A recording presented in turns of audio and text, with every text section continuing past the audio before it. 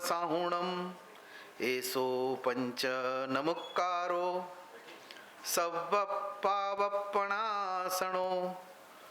मंगलाणं च सव्वेसिं परमं हवै मंगलम मंगलम भगवान वीरो मंगलम गौतम प्रभु मंगलम स्थूलिभद्राद्या जैन धर्मोस्तु मंगलम अंगूठे अमृतवसे लब्धितणा भंडार श्री गुरु गौतम समरिये वांछित फलदातार अज्ञानतिमिरान्धानां ज्ञानाञ्जनशलाकया नेत्रम् उन्मीलितं येन तस्मै श्री गुरुवे नमः तस्मै श्री गुरुवे नमः।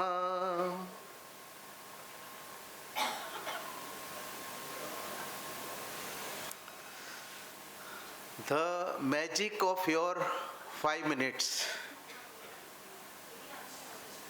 बहुत लोगों को जिज्ञासा होती है कि 5 मिनट में ऐसा क्या चमत्कार होगा जिससे हमारे जीवन में एक सकारात्मक सोच बढ़े, वैल्यू एडिशन हो और हम एक क्वालिटी लाइफ जिए। तो उसके लिए कुछ बेस मैं बनाना चाहता हूँ। मेन मुद्दे पे आने के पहले हम यहाँ पे सब जमा हुए हैं, तो आप सभी से मेरा एक प्रश्न है और जिसको भी जवाब देना है वो अपना हाथ ऊपर करेगा और जिसको मैं बोलूँगा वही जवाब देगा। तो सबसे पहला प्रश्न है, जैन धर्म और जैनिज्म क्या ये दोनों चीज एक है, अलग है? और अलग है तो क्या अलग है? मैं क्वेश्चन रिपीट करता हूं, जैनिज्म और जैन धर्म, कौन जवाब देगा इसका?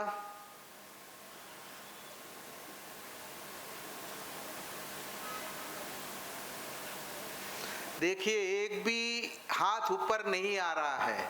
हम बोलते, हाँ बोलिए बोलिए। प्रणाम।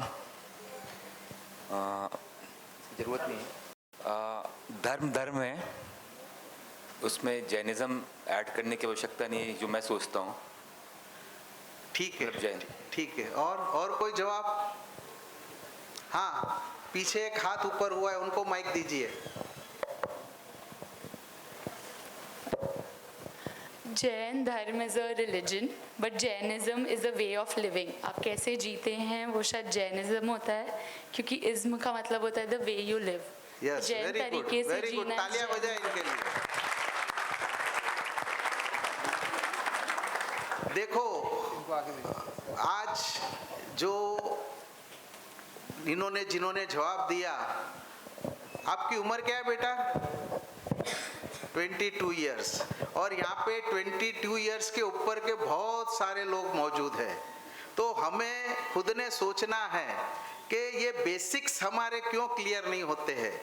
जैन धर्म का सामान्य अर्थ होता है कि जो मंदिर मार्गी है वो सोचता है कि मंदिर में जाएगा, पूजा करेगा, सामयिक करेगा, प्रतिक्रमण करेगा, उपदान करेगा, नवाणु करेगा, वगैरह वगैरह वगैरह। और स्थानक मार्ग में जो जाते हैं वो बोलेंगे हम स्वाध्याय करेंगे, स्थानक में जाएंगे, संवर करेंगे। ये जैनिज्म का एक पार्ट है। यदि हम जैनिज्म को एक 100% गिने तो जो हम इतने सालों से कर रहे आ रहे, जो जैन धर्म की क्रिया, ये कंट्रीब्यूशन इसका हार्डली 10% से भी ज़्यादा नहीं है। और हमको लगता है 10% हमने कर लिया तो हमने धर्म कर लिया। लेकिन जो अनएक्सप्लोर्ड 90% है, मुझे विश्वास है यहाँ जितने भी बैठे और सुन रहे हैं, ये 90% जो जैनिज्म है वो कन्वीनियंटली अपनी डे टू डे लाइफ में वो प्रैक्टिस कर सकते हैं और कर सकते हैं। आज इसमें से बहुत जने को मैं बोलूंगा कि पूजा करना है, नहीं नहीं नहीं बोले, सवेरे धोती पहनना पड़ेगा, मंदिर जाना पड़ेगा, ये नहीं कर सकेंगे। या उपवास करना है, उपवास नहीं कर सकेंगे। लेकिन जैनिज्म जो स्कूल ऑफ थॉट, जो उसके जो प्रिंसिपल्स है, जो हमारे अनंत तीर्थंकरों ने बताया है, जैसे कि वो एक वे ऑफ लिविंग है और एक स्कूल ऑफ थॉट है, कि जो स्कूल ऑफ थॉट से यदि जिएंगे हम, तो हमको एक क्वालिटी लाइफ अच्छे से हम एंजॉय कर सकेंगे। अब जैनिज्म को एक्सप्लोर करने के लिए एक एग्जाम्पल देता हूं आपको, कि डिस्प्रिन नाम की टैबलेट आती थी, बहुत सारे लोगों को मालूम है। डिस्प्रिन काई में यूज होती थी? वो सर दर्द। जनरली बहुत लोग अपने पर्स में या पॉकेट में रखते थे कि भाई कुछ भी दर्द हो तो तुरंत एक डिस्प्रिन लो और अपना दर्द गायब कर लो। लेकिन उसके बाद में साइंटिस्टों ने, डॉक्टर्स ने इनोवेशन किया, डिस्कवरी किया, और आज डिस्प्रिन का, एस्प्रिन का यूज काई में हो रहा है? ब्लड थिनर करके। तो एस्प्रिन तो पहले भी थी, आज भी है, और आज के बाद एस्प्रिन का क्या यूज होगा हमको मालूम नहीं है। वैसे जैनिज्म के अंदर बहुत सारी चीजें ऐसी है कि हमने उसको एक्सप्लोर करने की कोशिश भी नहीं की है और हम एक्सप्लोर भी नहीं कर रहे हैं। तो जैनिज्म के सिद्धांत में शॉर्ट में बता देता हूं। जैनिज्म के सिद्धांत कोई बता सकेगा? हाथ ऊपर करे। जैनिज्म बोल रहे हैं, जैनिज्म के सिद्धांत। हम जैन अपने आप को बोलते हैं, तो हमको मालूम होना चाहिए कि हमारे जैनिज्म के सिद्धांत क्या है।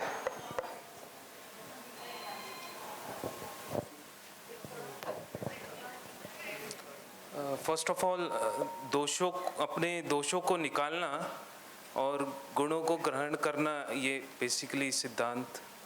ठीक है, ठीक है। और कोई जवाब? यहाँ पे माइक दीजिए।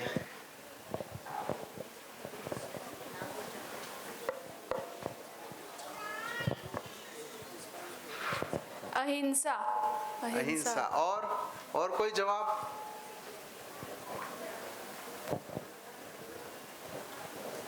और कोई जवाब? जमीन गंध का त्याग। नहीं, ठीक है। और अनेकांतवाद અને નયવાદ બેખબર છે। नहीं, वो तो आपको मालूम है इसलिए नहीं। ठीक है। और आपको मैंने पढ़ाया इसलिए आप बोल रहे हो।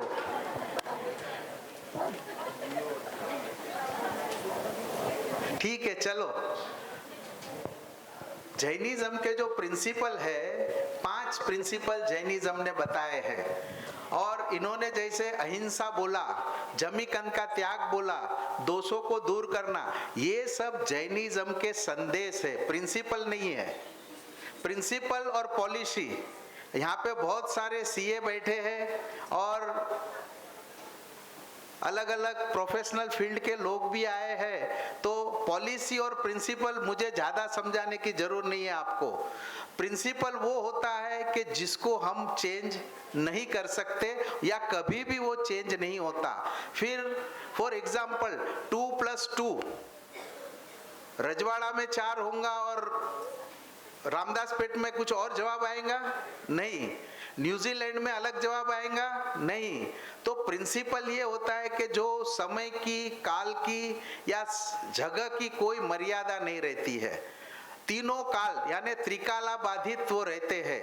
तो ऐसे 5 सिद्धांत इस विश्व को जैनिज्म ने दिए हैं। सबसे पहला सिद्धांत है अनेकांतवाद या स्यादवाद, जिसको आज हम मॉडर्न लैंग्वेज में थ्योरी ऑफ रिलेटिविटी के नाम से समझ सकते हैं। इन शॉर्ट ये बताता है, समर की मर्यादा है, मैं बहुत ज़्यादा डिटेल में जाऊंगा नहीं, मेरे को और दूसरे टॉपिक भी कवर करना है, कि हर व्यक्ति का देखने का एक नज़रिया होता है और वो अपने नज़रिए से सही हो सकता है। और हम किसी को बोलते हैं कि गलत है, तो ये हमारी सोच गलत है।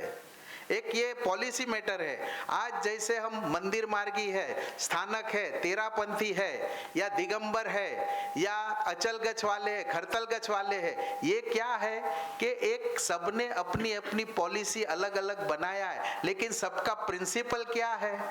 सबका प्रिंसिपल एक ही है कि हमको हमारे कर्मों से मुक्त होके मोक्ष में जाना है। अब सबने एक अलग अलग रास्ता अपना बता दिया कि भाई हमको जाना है तो हम ये रास्ते से जाएंगे।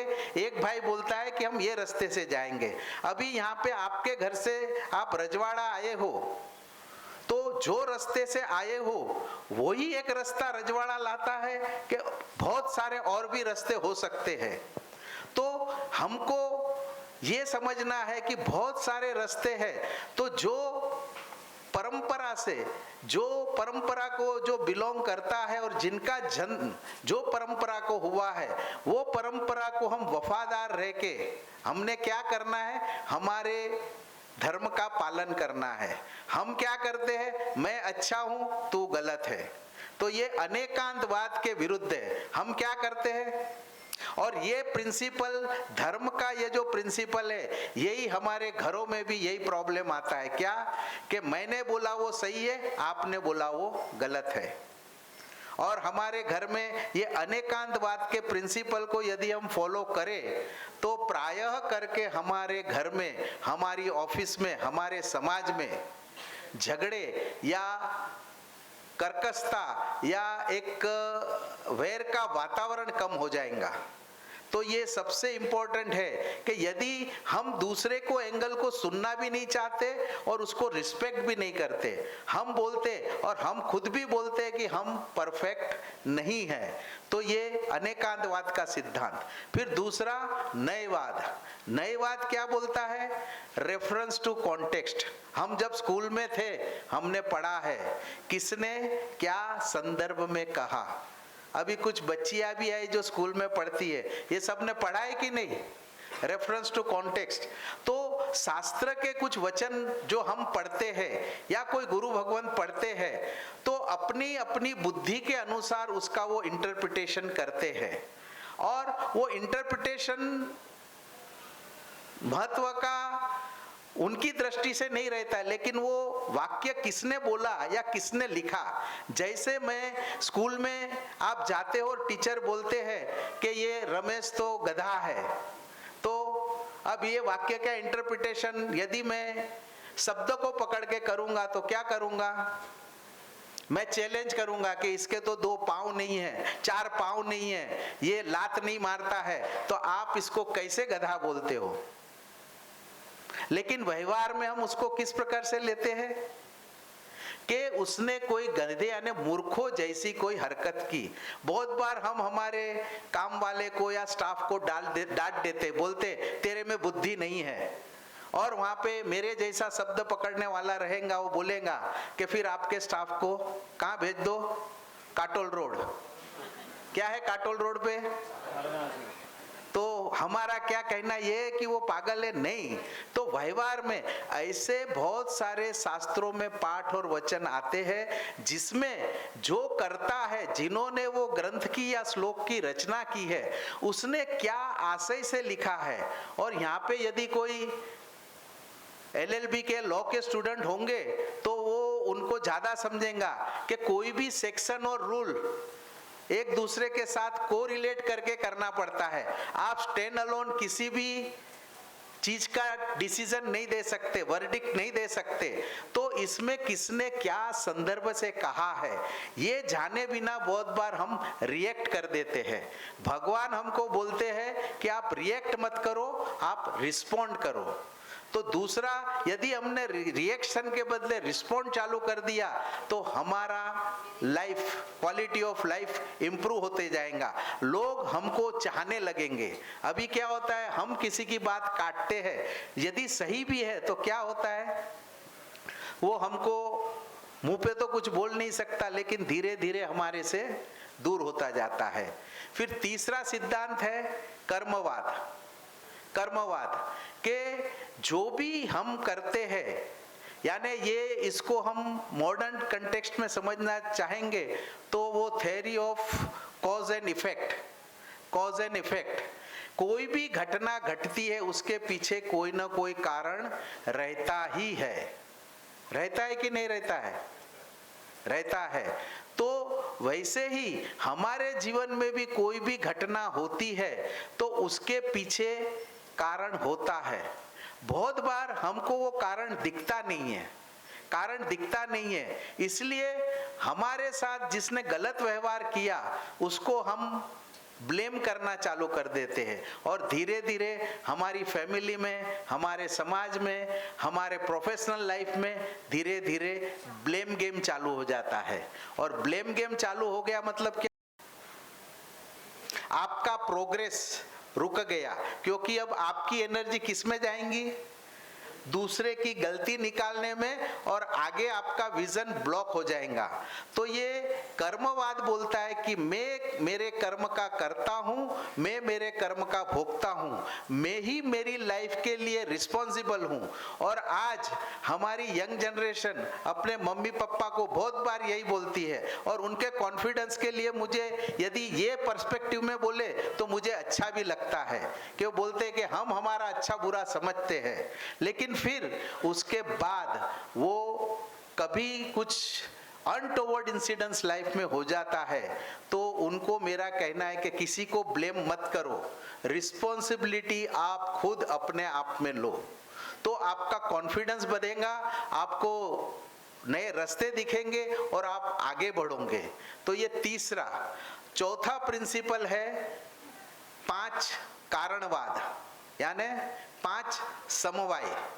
5 कारणवाद में क्या आएगा कि कोई भी घटना घटनी है तब तक 5 फैक्टर उसमें इन्वॉल्व नहीं होंगे तब तक वो घटना घटेंगी नहीं। तो वो 5 फैक्टर है काल, स्वभाव, नियति, कर्म और पुरुषार्थ। काल यानी समय, स्वभाव यानी हमारा नेचर या किसी का भी नेचर, फिर नियति यानी डेस्टिनी, और फिर कर्म यानी हमारे अच्छे या बुरे कर्म, पाप कर्म या पुण्य कर्म, और आखिरी में पुरुषार्थ। जब तक 5 चीज जमा नहीं होती है तब तक ये कोई भी घटना घटती नहीं है। अब आज का ये वर्कशॉप हम देखें तो पूरे नागपुर में 15 से 45 के एज ग्रुप वाले करीबन 1000 से 1500 लोग होंगे, लेकिन उसमें से यहाँ पे 200-300 लोग ही पहुंचे हैं। तो क्यों? तो यदि हम काल का फैक्टर कंसीडर करें तो उनके लिए काल फेवरेबल है, ऐसा कुछ नहीं आज संडे है, चाहते थे तो वो आ सकते थे। स्वभाव, उनको स्वभाव से अच्छी चीज सुनना अच्छा लगता है, धर्म करना सुनना अच्छा लगता है। फिर नियति, उनकी डेस्टिनी भी है कि वो आ सकते, उसको कोई रोकने वाला नहीं है, कोई रुकावट करने वाला नहीं है कि मम्मी पापा को या किसी को बोला कि मुझे वर्कशॉप में जाना है तो कोई ऑब्जेक्शन नहीं लेगा, ये नहीं बोलेगा। बल्कि बहुत सारे मम्मी पापा ने तो मुझे बोला कि बच्चों को हमने बोला है कि हम दुकान संभाल लेंगे, दूसरा काम कर लेंगे, आप वर्कशॉप अटेंड करो, यानी नियति भी है। कर्म यानी आपका पुण्य कर्म है, इसीलिए आपको मैसेज आया है, नहीं तो बहुत सारे ऐसे भी लोग हैं कि जिनको मैसेज गए भी नहीं है, वो भी है। अब सबसे इसमें डिसाइडिंग फैक्टर कौन सा रह गया? पुरुषार्थ। जिन्होंने डिटरमिन किया, जिन्होंने पुरुषार्थ किया, वो यहाँ तक पहुंचा। तो परमात्मा कहते हैं कि हमारी जिंदगी में कोई भी घटना घटनी चाहिए, फिर वो अध्यात्म की हो या सांसारिक हो, प्रोफेशनल हो या फैमिली की हो, जब तक ये 5 चीज एक साथ कंट्रीब्यूट नहीं करती है तब तक ये घटना नहीं घटती। हाँ, इसमें जरूर है कभी एक फैक्टर का कंट्रीब्यूशन 1% रह सकता है, किसी का 90% रह सकता है, किसी का 2% रह सकता है। फॉर एग्जाम्पल कि यदि एक स्त्री गर्भवती होती है तो आप कितना भी पुरुषार्थ करो तो वो 9 महीने के पहले बच्चे को जन्म दे सकती है? साइंस हमारा कितना भी आगे चला जाए वो कर सकेंगे कि नहीं? माँ चाहेंगी कि मैं मेरे बच्चे का मुख 3 महीने में देखना चाहती हूँ, मैं एक्साइटेड हूँ, मैं वेट नहीं कर सकती, तो क्या साइंस के पास उसका जवाब है? नहीं, उसके पास जवाब नहीं है। हमको 9 महीने रुकना ही पड़ेगा। मतलब यहाँ पे काल वो डिसाइडिंग फैक्टर रहेगा। बहुत बार हमारी डेस्टिनी नहीं रहती। बहुत जने बोलते हैं कि मैंने बहुत ट्राई की ऑर्डर के लिए, बहुत ट्राई की, लेकिन मैं ये टेंडर नहीं ले सका, और एक जने ने थोड़ा सा एफर्ट डाला और उसको टेंडर मिल गया। तो यहाँ पे डिसाइडिंग फैक्टर कौन सा है? पुरुषार्थ तो दोनों ने किया है, लेकिन आपका पुण्य कर्म वो यहाँ पे डिसाइडिंग फैक्टर है। तो ये 5 कारणवाद। और आखिरी जो 5वां प्रिंसिपल है वीरति धर्म। वीरति धर्म यानी भगवान ने एक श्रावक का धर्म बताया और एक साधु का धर्म बताया, और उसके अंदर अंदर अंदर अंदर बहुत सारी क्रियाएं बताई। और ये वीरति धर्म भी जो हमको करना है वो ऊपर के 4 सिद्धांतों को सेंटर में रख के करना है। तो अभी आप जो भी धर्म करते हो, अब घर पे जाके सोचना कि हम ऊपर के 4 सिद्धांतों को ध्यान में रख के सामायिक करते हैं, प्रतिक्रमण करते हैं, परमात्मा की पूजा करते हैं, क्या करते हैं। तो शायद आप इंट्रोस्पेक्शन करोगे तो आपको एक जिज्ञासा आएंगी, जवाब आएगा कि नहीं नहीं, ये तो बहुत सारी चीज मुझे मालूम नहीं है।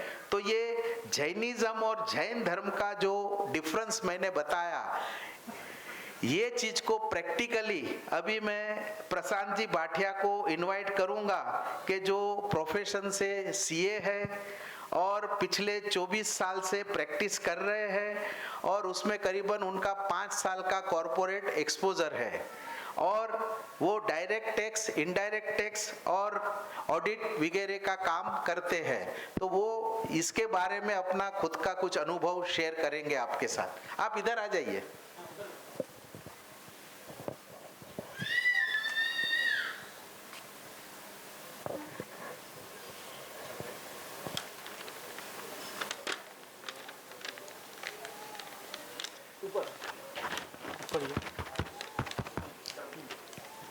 मैं पिछले 6 महीने से, इनफैक्ट 15 साल से तो मंदिर रोज ही ऑलमोस्ट जा रहा हूँ, 2 साल कोविड को छोड़कर।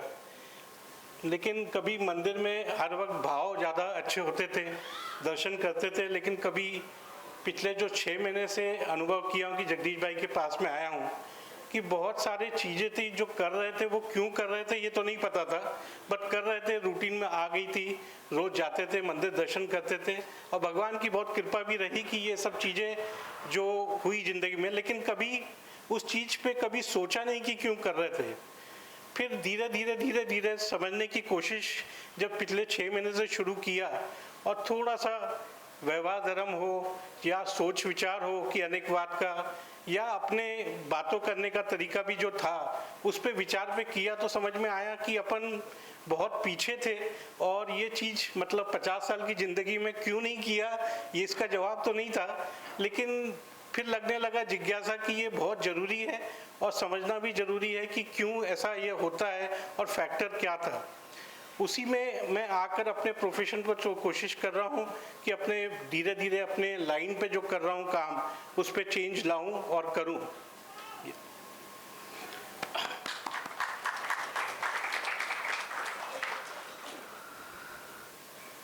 अब नेक्स्ट जो चीज मैं आपको बताना चाहता हूँ, अभी हमने सबने सामूहिक नवकार मंत्र बोला।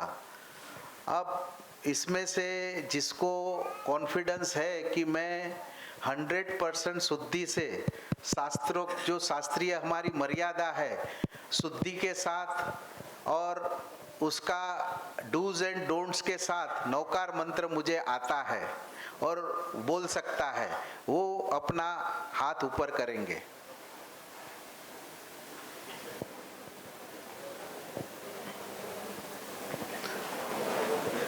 नहीं प्रकुल नहीं, उसको मत दो माइक, उसको सिखाया है मैंने, मेरे को जिसको नहीं सिखाया उससे सुनना है मुझे।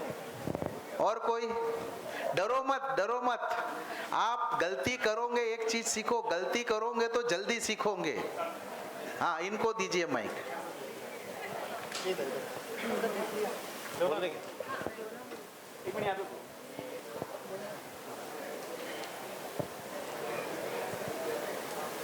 जय जिनेश। हेलो, चालू है? नमो अरिहन्ताणं नमो सिद्धाणं नमो आयर्याणं नमो वज्रायणं नमो लोये सवसाहुणम् एषो पञ्चनमुक्कारो सौवपावपणासनो मंगलानं च सर्वेसिं परमं हवै मंगलम्। ठीक है, थैंक यू, बैठिए आप। और कोई? हाँ बोलिए। प्रणाम। नमो अरिहंताणं नमो सिद्धाणं नमो आयर्याणं नमो उवज्झायणं नमो लोय सव्वसाहुणम् एसो पंच नमोक्कारो सव्वा पावप्प प्रणासनो मंगलाणं च सव्वेसिं परमं हवै मंगलम्। ठीक है, धन्यवाद, बैठिए। और कोई? हाँ बोलिए।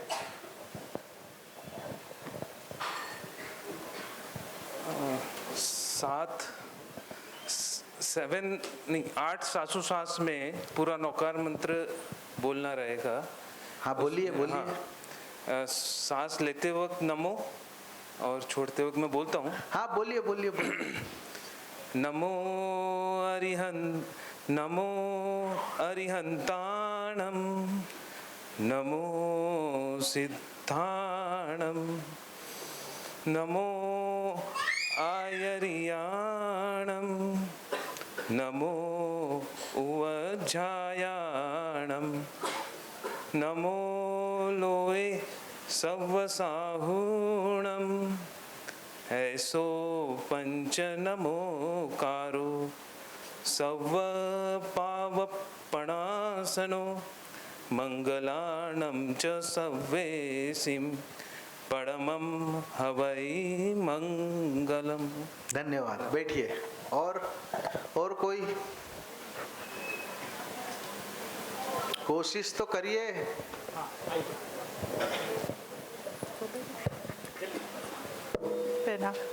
नमो अरिहंताणं नमो सिद्धाणं नमो आयर्याणं नमो उवज्झायणं नमो लोये सव्वसाहुणम् एसो पंच नमुक्कारो सव्वपावपणासनो मंगलानं च सव्वेसिं परमं हवै मंगलम्। ठीक है, धन्यवाद, बैठिए। अभी कुछ चीज जो मैं आपको बताना चाहता हूँ, हमको सुनने के बाद ऐसा ही लगता है कि हम नौकार मंत्र शुद्धि से ही बोले हैं, और बोलते भी है, डाउट नहीं है।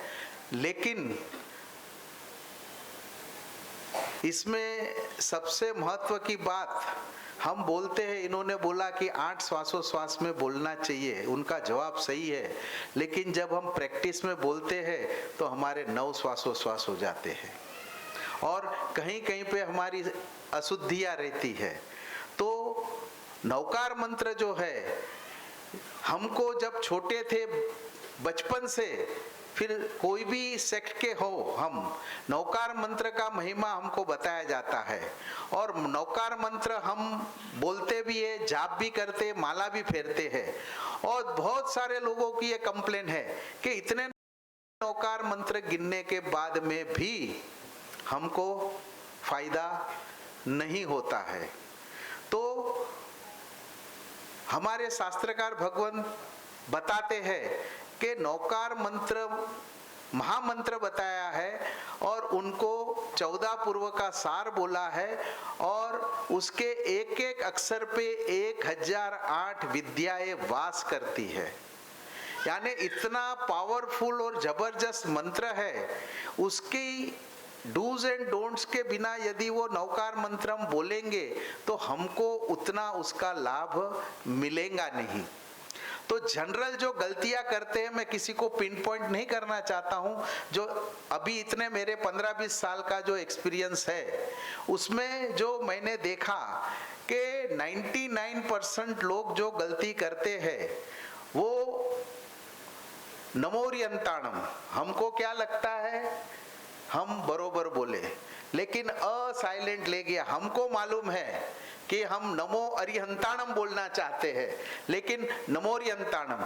बहनें जो प्रतिक्रमण करने जाती है, उन्होंने यदि अपना ध्यान रख, थोड़ा फ्लैशबैक में जाएंगी तो ख्याल आएगा, जब काउसक पारते हैं नमोरियंताणम आवाज आता है। बरोबर है, बरोबर है, मैं बोल रहा हूं। वो नमोरियंताणम मतलब क्या हो गया? क्या गायब है इसमें? गायब है। हमको क्या लगता है हम बरोबर बोल रहे हैं। तो बहुत बार बार बहुत बच्चे आते हैं, मम्मी आती है, वो बोलती है कि मेरा बच्चा तो बरोबर बोलता है, फिर मैं मम्मी को बोलता हूँ कि बच्चे का नौकार फिर से सुनो, तो बहुत बार वहां पे अ गायब रहता है। तो जल्दी में हम क्या करते हैं, नमो अरिहंताणम, एक्चुअल में बोलना क्या है हमको, नमो अरिहंताणम। फिर एसो पंच, बहुत जने नमोक्कारो बोलते, नमुक्कारो है। और बहुत जने सव्व पाव, आधा प गायब हो जाता है, सव्व पाव पणासनो, सव्व पाव पणासनो। और सबसे ज्यादा गड़बड़ जहां होती है वो आखिरी पद में, वो मंगलाणम च सब्बे सिम पड़मम हवै मंगलम एक साथ बोलना है। क्यों कि नौकार मंत्र में 8 संपदा है और 9 पद है। हमारी भाषा में बोले तो नौकार मंत्र के अंदर 8 लाइन्स है, और 9 लाइन्स है और 8 सेंटेंस है। मतलब सेंटेंस का मतलब क्या होता है कि सेंटेंस बोलने के बाद वो उसका मीनिंग पूरा होना चाहिए। तो जय नमो अरिहंताणम बोलते हैं तो एक लाइन और एक सेंटेंस पूरा हो जाता है, उसमें मीनिंग निकलता है। लेकिन जब हम मंगलाणम च सब्बे सिम पढ़मम हवै मंगलम, यदि ऐसे नहीं बोले, मंगलाणम च सब्बे सिम बोले, तो क्या होगा, मंगल सर्व, क्लियर नहीं होता है मैसेज।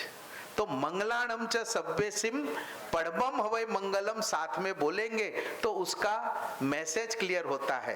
जैसे हम स्कूल में थे तो हमको कोमा के वक्त किस प्रकार से बोलना, फुल स्टॉप आए तब कैसे बोलना, वो हमको सिखाया गया था। वही चीज हमको ये मंत्राक्षर बोलते समय भी ध्यान रखना है। लेकिन हम क्या करते हैं, नमो अरिहंताणम, नमो सिद्धाणम, नमो आयरन, नमो उज्जायनम, क्या हो गया, ना सेंटेंस पे हम रुके ना कोमा पे हम रुके। और फिर इस प्रकार से यदि हम उसको बोलेंगे तो हमको किस प्रकार से लाभ मिलेगा। तो ये नौकार मंत्र ठीक से बोलने से और बरोबर बोलने से हमारे जीवन में क्या लाभ हो सकता है, उसका अनुभव डॉक्टर नमन शाह वो बोलेंगे। और पिछले करीब 20 साल से वो प्रैक्टिसिंग होम्योपैथ है और जेनेटिक डिजीज में वो उनकी एक्सपर्टीज है, और बहुत सारे साधु साध्वी की खुले दिल से भैयावज भी करते हैं। वो अपना एक्सपीरियंस शेयर करेंगे।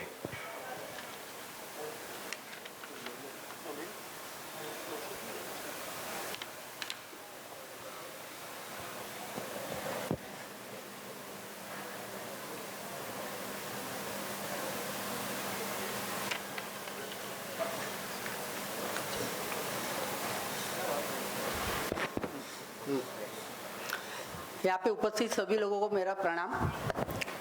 मुझे जगदीश भाई ने बोला था कि नौकार महामंत्र के ऊपर आपको आपका अनुभव बोलना है कि आपके जीवन में क्या इसका प्रभाव पड़ा, क्या नहीं।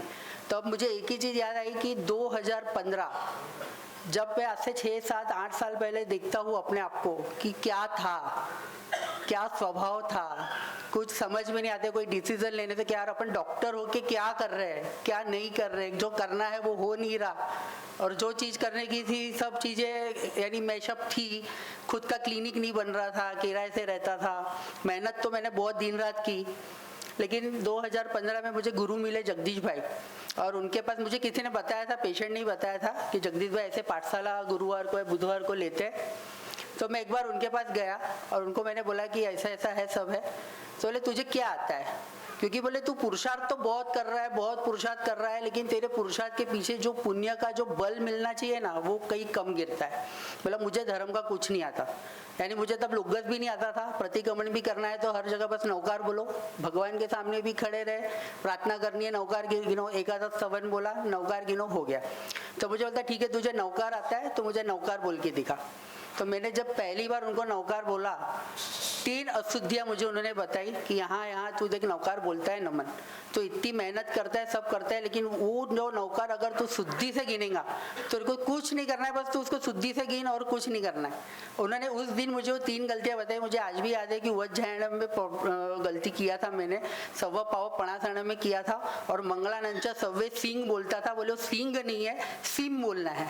और इस तरह से उन्होंने मुझे जब पूरा बताया कि जो 9वां 8वां और 9वां पद तुझे एक साथ बोलना है, रुक रुक के नहीं बोलना है।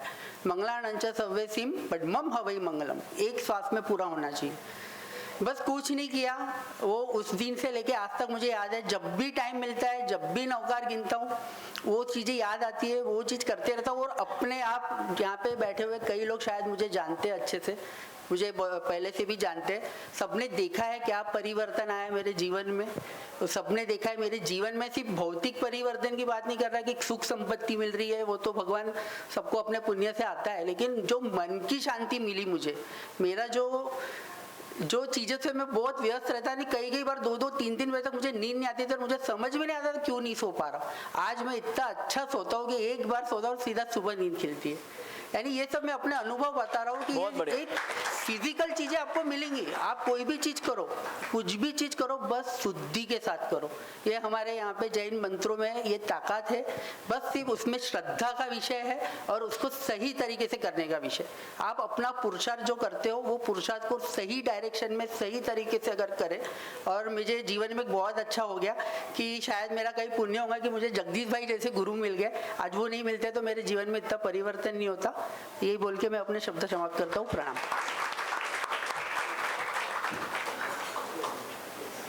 नौकार मंत्र के अलावा जैसे बहुत सारे दूसरे सूत्र है। अब हम 2 प्रतिक्रमण 5 प्रतिक्रमण या प्रतिक्रमण के सूत्र पॉपुलरली जो हम जानते हैं, जिसमें नौकार मंत्र आता है, मंदिर मार्गी रहा तो पंचिंद्रिय सूत्र आएगा, स्थानक वाले रहे तो तिकुत्तो आएगा, इरियावयम कॉमन रहता है, तस्य उत्तरी कॉमन रहता है, अनर्थ कॉमन रहता है, लोगस्य कॉमन रहता है। बहुत सारे सूत्र कॉमन है और बहुत सारे सूत्रों में कुछ कुछ फर्क है, ठीक है। लेकिन अब ये सूत्रों को भी शुद्धि से बोलना और ये सूत्रों को शुद्धि से बोल के रिवीजन करना, और रिवीजन करने के बाद जो शास्त्रीय मर्यादा जो बताई है वो प्रकार से मार्गदर्शन के साथ ये रिवीजन करना, उसके कारण क्या फायदा हमारे को हो सकता है वो थोड़ा मैं बताता हूँ, और वो फायदा किन किन लोगों ने अपने जीवन में हासिल किया वो भी अपने विचार शेयर करेंगे। लेकिन जैसे अभी कोरोना के टाइम पे सबसे ज्यादा पॉपुलर मेडिसिन कौन सी थी? रेमडेसिविर। हाँ, रेमडेसिविर। डोलो थी ना सबसे पॉपुलर कौन सी? डोलो। अब यहाँ पे डोलो गोली प्राय करके सभी ने खाई होंगी कोई ना कोई कारण से, डोलो। अब मेरे को जिन्होंने खाई है वो ये बता सकता है कि ये डोलो कैसे बनी है, मुझे वो शेयर करेगा उसका एक्सपीरियंस कि डोलो कैसे बनती है, कोई बता सकेगा मुझे? अच्छा, बनती छोड़ दो, जब आपके मुंह में निगलते हो और निगलने के बाद आपकी बॉडी में वो किस प्रकार से काम करती है वो किसको मालूम है? खून पतला। कोई बता सकेगा? हाँ, लेकिन अभी मैं तीसरा सवाल करूंगा कि ये डोलो लेने के बाद आपको अनुभव क्या होता है? यदि 104 टेम्परेचर है तो क्या होता है?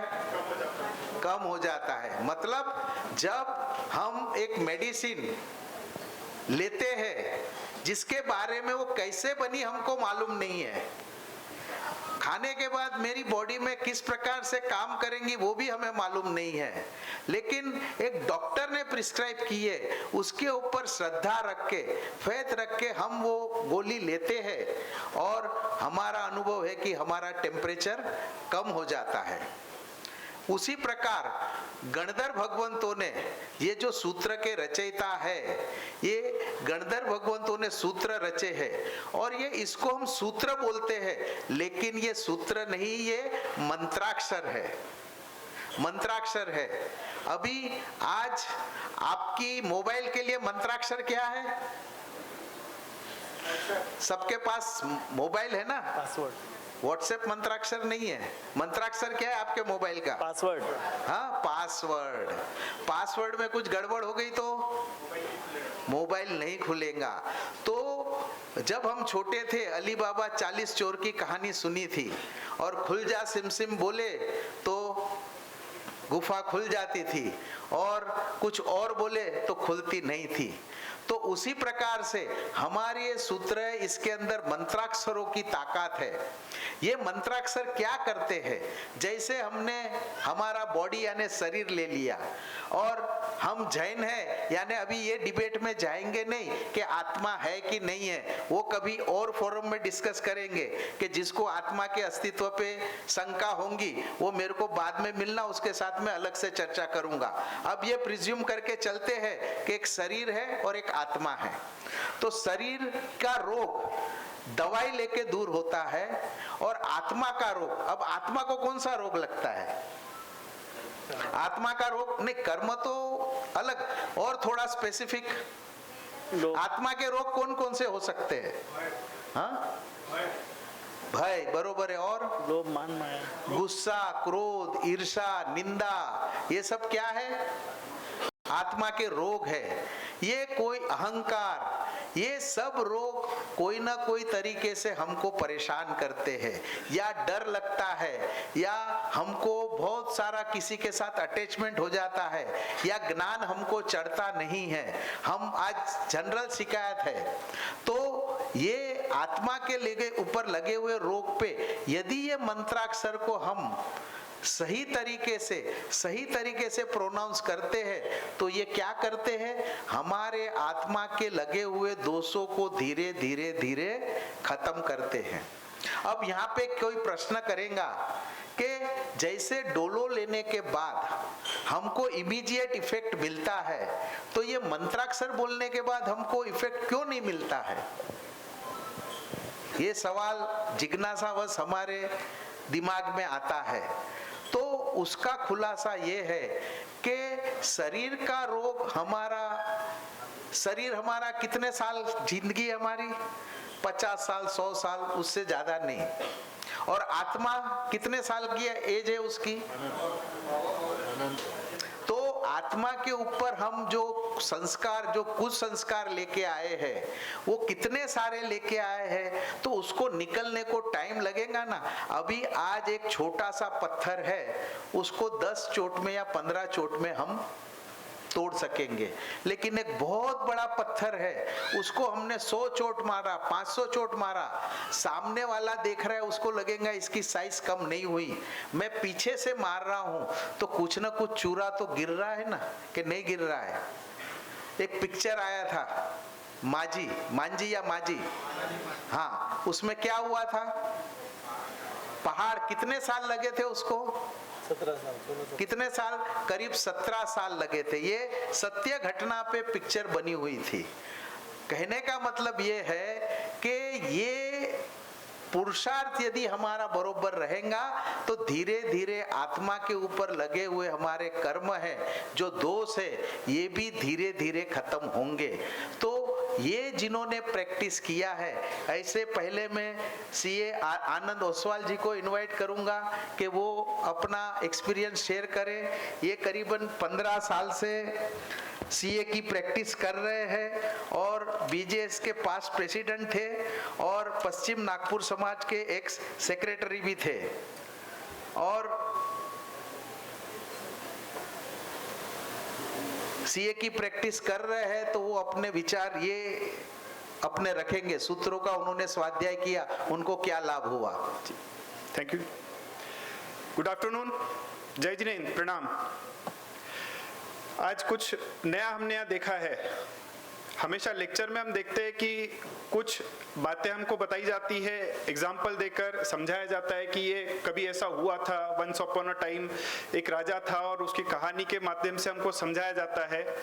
लेकिन आज अंकल हमको हमारे बीच से ही कुछ लोगों को लेकर कुछ एग्जाम्पल्स के साथ समझाने की कोशिश कर रहे हैं, ताकि हमको जो इन्फॉर्मेशन मिले वो फर्स्ट हैंड मिले, एकदम जो जिन्होंने उसको अनुभव लिया है उनसे ही अपने को इन्फॉर्मेशन डायरेक्टली मिल जाए। तो अंकल का भी जो विषय है सूत्र का प्रभाव, ये मैंने खुद अनुभव लिया है। मैं बचपन से ही पढ़ाई में एक एवरेज स्टूडेंट था। मेरे साथ पढ़े हुए मेरे साथ अखिल वगैरह भी है। पढ़ाई में कभी बहुत अच्छे नंबर आए ऐसा नहीं हुआ, लेकिन एवरेज स्टूडेंट था। मैं जब 12th में था तो पहुर मेरा नेटिव प्लेस है, वहाँ पे गुरनी जी सुशीला कौर जी महाराज साहब और पूज्य रंजना कौर जी महाराज साहब पधारे थे। तो उन्होंने प्रतिक्रमण या सूत्र याद करने के लिए कहा और मैंने उनके बताए अनुसार प्रतिक्रमण पूरी 5 पार्टियों के साथ में 33 बोल के साथ 11 दिन में पूरा कंठस्थ करके सुनाया महाराज साहब को। और उस समय महाराज साहब ने वो सिखाने के पहले कुछ चीजें सिखाई थी, गुरु का विनय, क्षेत्र विशुद्धि, आसन का महत्व, दिशा आदि के विषय में जैन धर्म के अनुसार जानकारी दी, जिसके कारण मैं वो बहुत आसानी से और अच्छी से याद कर पाया। और आपको लग रहा होगा मैं ये सब क्यों बता रहा हूँ, इसका मेन तब मुझे नहीं समझ में आया, वो जब मैं तकरीबन 35 साल का हुआ, कभी महाराज साहब के सानिध्य में कहीं जाना हुआ, तब जानकारी मिली। तब मैंने उसको रिकॉल किया कि उस समय क्या हुआ था। उस समय मेरा 12th का ईयर था और मैं 12th में कॉलेज में टॉपर था और ओपन मेरिट था, जबकि ये कभी मेरे साथ ऐसा हुआ नहीं इसके पहले।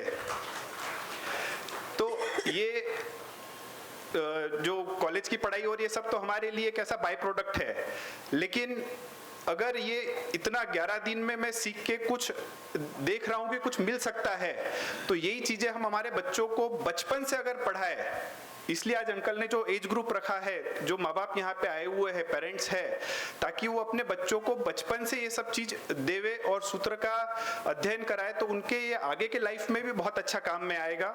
यही हम लोग आगे अभी जगदीश अंकल से समझेंगे। Thank you uncle. अब इसी कड़ी में मैं संकेत शाह को बुलाना चाहूँगा। ये कंप्यूटर इंजीनियर है, 3 साल इसने L&T इन्फोटेक में काम किया है, अभी खुद की एक सॉफ्टवेयर डेवलपमेंट कंपनी चला रहे हैं। UK, US और अफ्रीका वगैरह में उसके ये सॉफ्टवेयर एक्सपोर्ट हो रहे हैं और करीबन 30 लोगों से ज़्यादा उसका स्टाफ है। और अभी अभी श्री रामदास पेट सुमतीनाथ जैन संघ के ये नए नए ट्रस्टी भी बने इतनी छोटी उम्र पे, उसके लिए एक बार तालियां बजाइए। वो अपना एक्सपीरियंस शेयर करेंगे।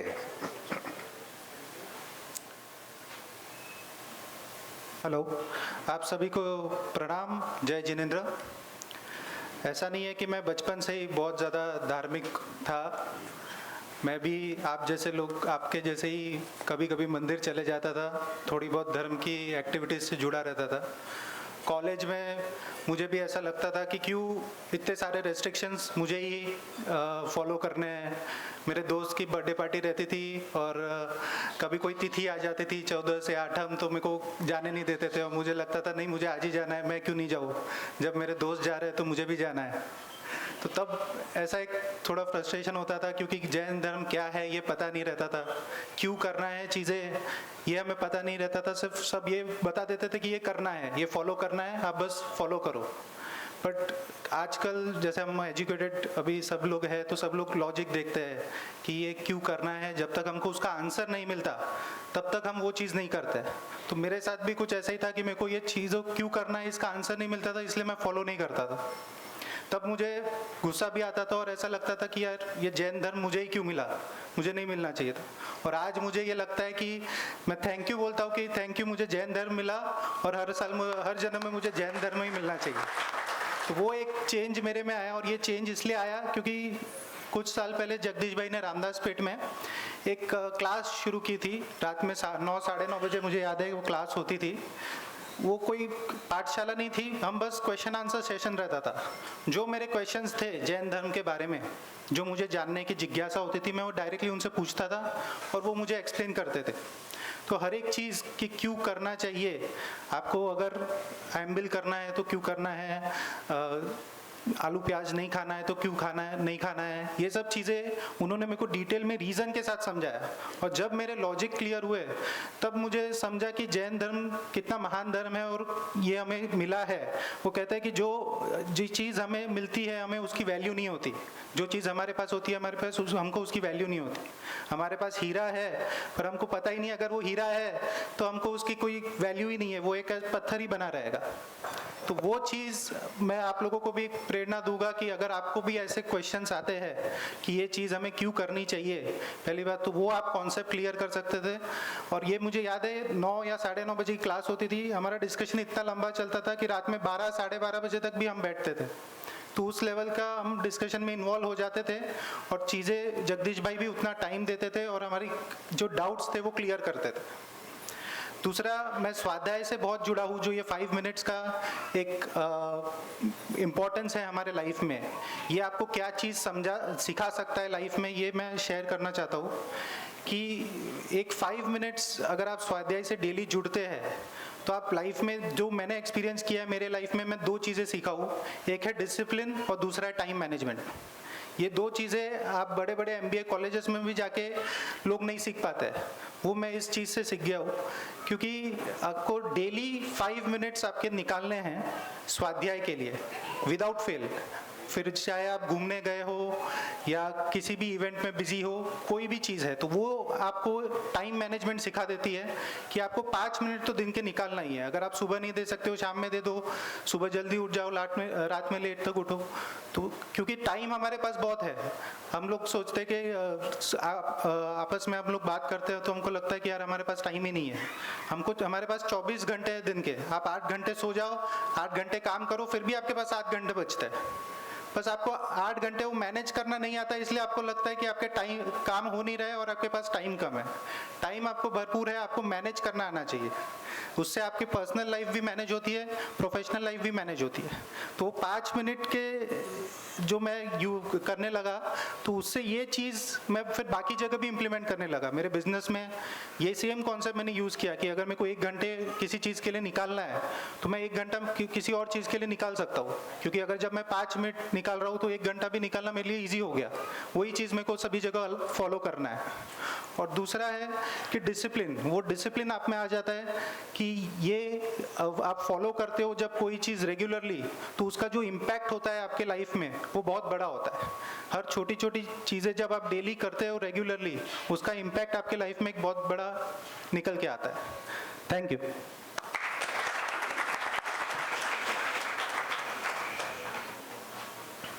अब जो ये वर्कशॉप का मेन थीम है कि 5 मिनट में हमको क्या करना है, क्यों करना है, किस लिए करना है और कैसे करना है। सभी ने स्वाध्याय का, मंत्राक्षरों का महत्व बताया। अब ये तो सब डे टू डे लाइफ का हमने देख लिया। बहुत सारे यहाँ पे जो बैठे हैं वो जैन धर्म के तत्व के ज्ञान से भी लोगों से भरे हुए हैं और उनको बहुत सारी तत्व की बातें भी मालूम है। तो उस संदर्भ में एक बताऊंगा, भले कुछ लोगों को मेरी बात शायद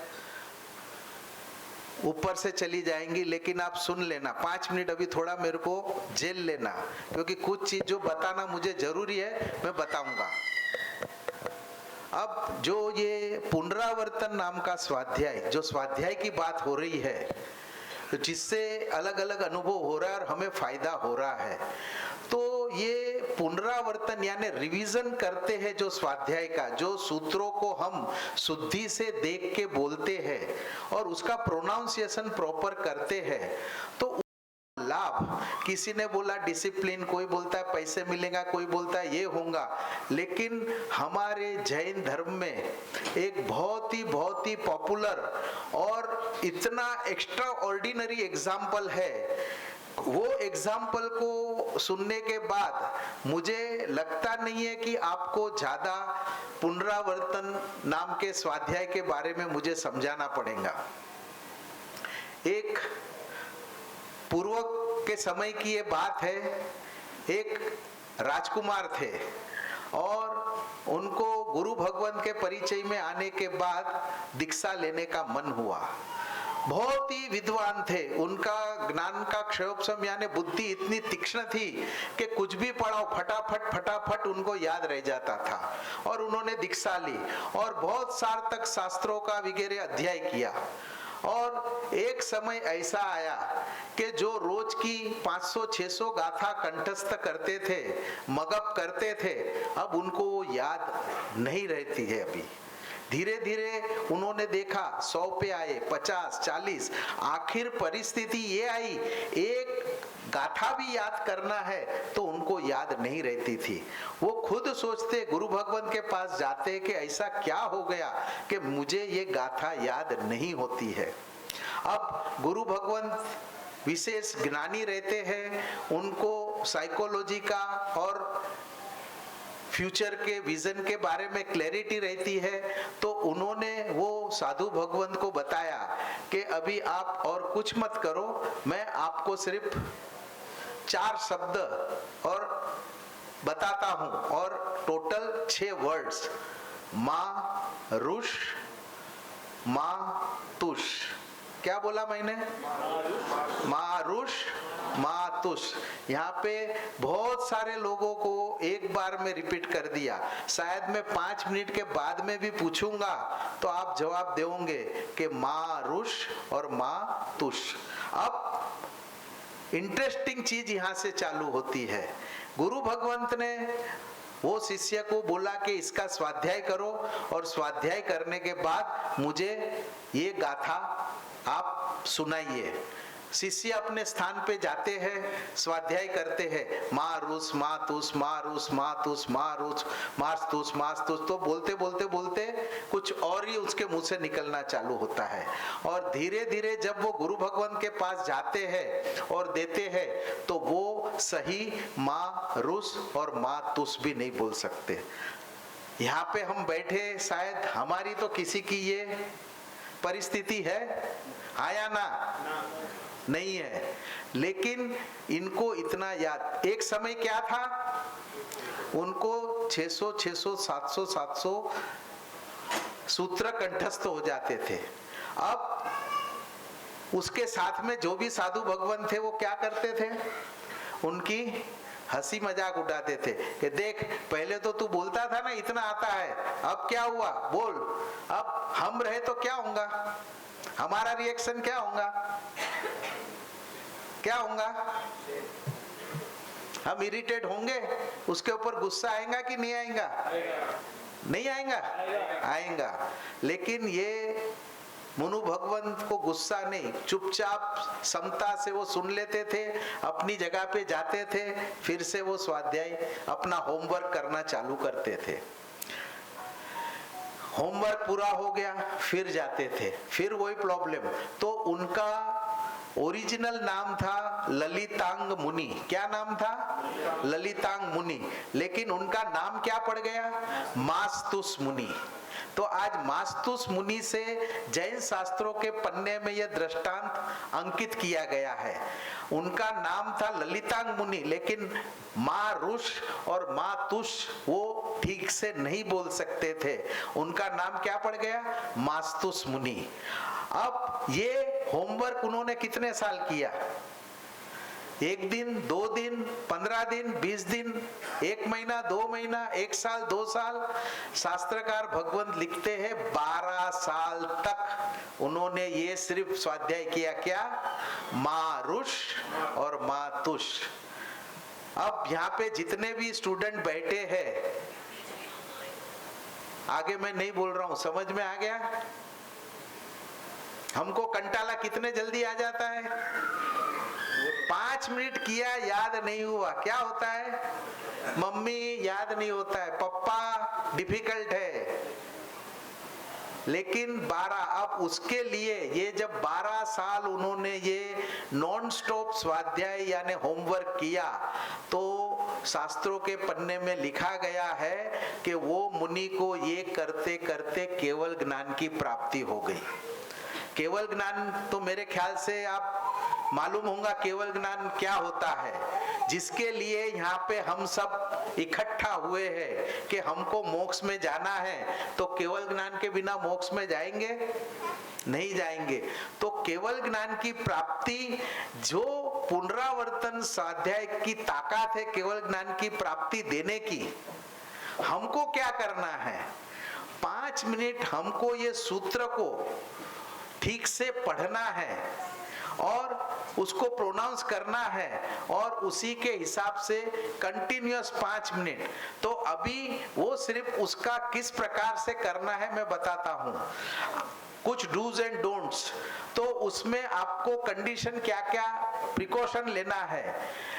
24 घंटे में से आप आपके 5 मिनट ऐसे निकालो जिसके ऊपर सिर्फ आपका और आपका ही हक हो, आपके परिवार का नहीं, आपके पति का नहीं, आपकी पत्नी का नहीं, आपके बॉस का नहीं, आपके धंधे का नहीं, आपका प्रोफेशनल नहीं, ना सोशल।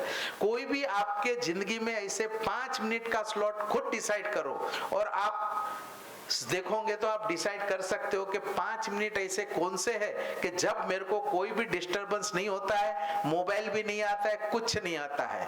वो 5 मिनट को सिलेक्ट करो और वो 5 मिनट को सिलेक्ट करके आप पूर्व या उत्तर यानी ईस्ट या नॉर्थ डायरेक्शन में फेस करके आप ये सूत्र पढ़ना चालू करो। साथ साथ में मैं ये भी बताता हूँ, जो बच्चे या बड़े अभी भी पढ़ रहे हैं, जब भी आप स्कूल का या कॉलेज का पढ़ते हो तभी भी आप ये कोशिश करो कि जिस समय पे आप पढ़ते हो समय पढ़ने का बने वहां तक फिक्स रखो, बने वहां तक फिक्स रखो।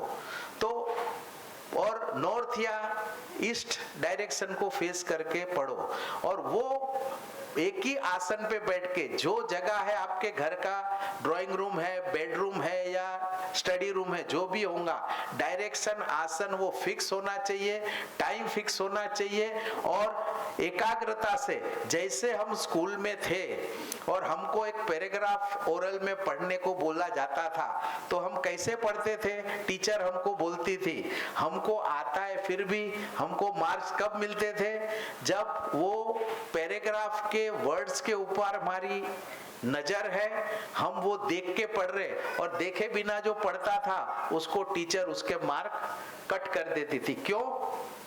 क्योंकि वो एग्जाम किसका था, आपको देख के पढ़ना है, बिना देखे नहीं पढ़ना है। तो ये जो रिवीजन भी करना है वो देख के करना है। क्यों?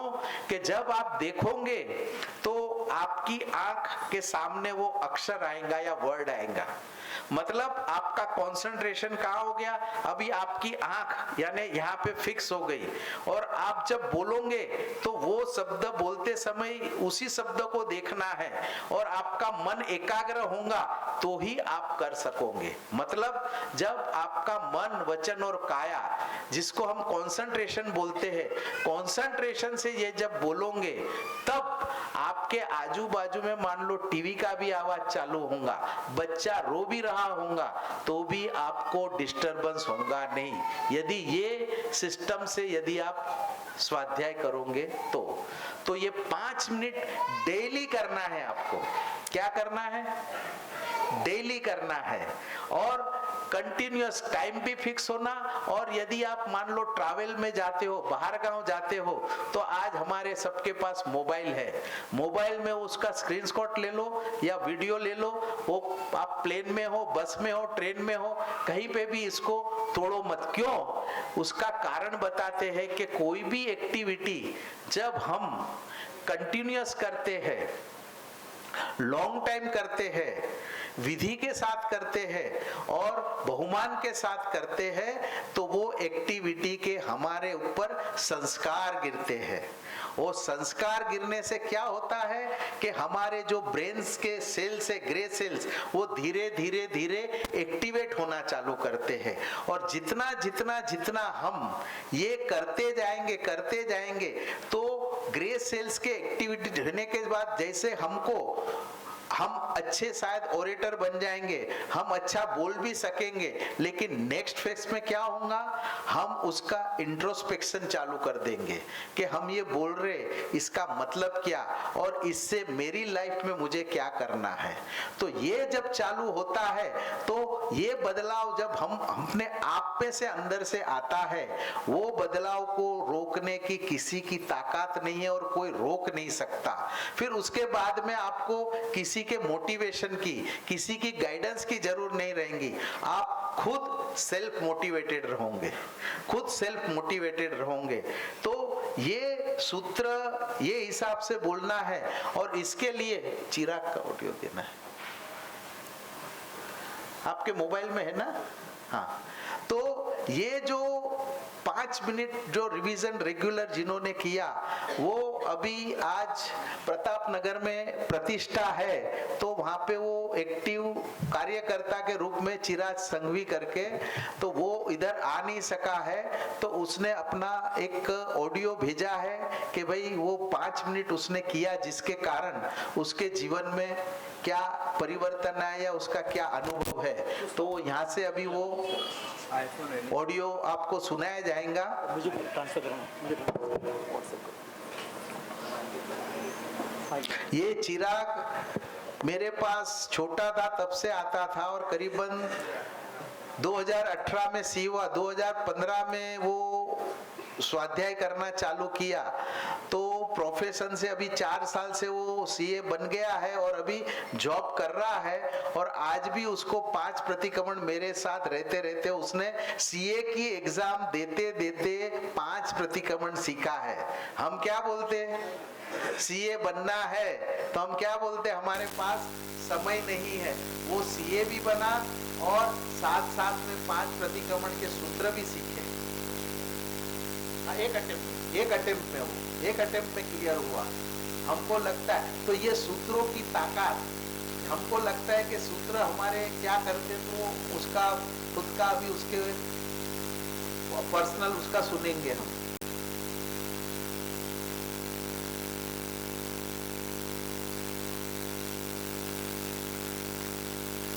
चिराग संघवी है। मैंने अंकल से मुलाकात तो बचपन से ही करी हुई थी, बट जब मैं हमारी इंटरमीडिएट की एग्ज़ाम दे रहा था आईपीसीसी सन 2016 के आसपास में, उस टाइम अंकल से ज़्यादा परिचित हुआ क्योंकि मेरे माइंड में बहुत सारे जैनिज्म से रिलेटेड डाउट्स आते थे और वो डाउट्स क्लियर करने के लिए एक अंकल ही मेरे को एक माध्यम लगे थे जो मेरे को बहुत सारी चीज़ें concept clarity to the point answer दे सकते थे। तो उसी सिलसिले में अंकल से बात हुई तो हमारे जगदीश भाई ने हमें ये चीज़ बताई कि आपको सिर्फ एक 5 मिनट्स का टाइम निकालना है आपकी क्यूरियोसिटी को एनालाइज करने के लिए। तो मैंने अंकल को बोला, अंकल मेरे पास इतना टाइम नहीं रहेगा, मैं कुछ नहीं कर पाऊंगा, आप बस मेरे को ये क्वेश्चन का आंसर दे दीजिए, मैं फिर चले जाऊँगा। तो अंकल ने वो भी बहुत अच्छे से बात समझी और उसके बावजूद उन्होंने मेरे अंदर एक क्यूरियोसिटी डेवलप कर दी कि ये 5 मिनट्स होता क्या है। फिर मैंने अंकल को पूछा कि अंकल आप बताइए मेरे को वो 5 मिनट्स में सकारात्मक सोच में क्या करना पड़ेगा। तो अंकल ने सिर्फ एक चीज़ मेरे को बोली कि चिराग आपके पास में अपने जिन शासन की धरोहर है जैन सूत्र, आप अगर उसका सिर्फ स्वाध्याय करेंगे तो आपको उसका इम्पैक्ट पड़ेगा और बहुत ज़्यादा डेवलप हो गई है। और वो क्यूरियोसिटी के बेसिस पे ही मेरे को आगे और चीज़ें समझने के लिए और जानकारी लेने के लिए बाकियों से, मतलब गुरु भगवंतों से, अंकल से, जगदीश अंकल से, और साथ में जो कॉमन क्वेश्चंस होते हैं उससे रिलेटेड उनके आंसर ढूंढने में बहुत मजा आता है। फर्स्ट पॉइंट क्यूरियोसिटी का बहुत अच्छे से लगता है मेरे को कि जो इम्पोर्टेंट है वो 5 मिनट्स की वजह से पढ़ा है। सेकेंड पॉइंट, एक लाइफ में डिसिप्लिन आ गया है। मालूम है दिन भर में 5 मिनट निकालना है या नहीं निकालना है, चाहे मैं ट्रैवलिंग कर रहा हूँ, चाहे मैं ऑफिस के कोई काम में फंसा हूँ, चाहे मैं किसी की शादी में भी जाऊँ, बट 5 मिनट्स का टाइम मैं मेरे हिसाब से निकाल ही लेता हूँ। और उसकी ही वजह से मेरी बहुत जगह पे रिकॉग्निशन मेरे को मिलता है कि आप इतने डिसिप्लिन कैसे है चिराग। थर्ड पॉइंट जो मेरे को उसमें से मिलता है, हमारा एक कॉन्सेंट्रेशन लेवल एक सब्सटेंशियल लेवल पे इंक्रीज हो जाता है।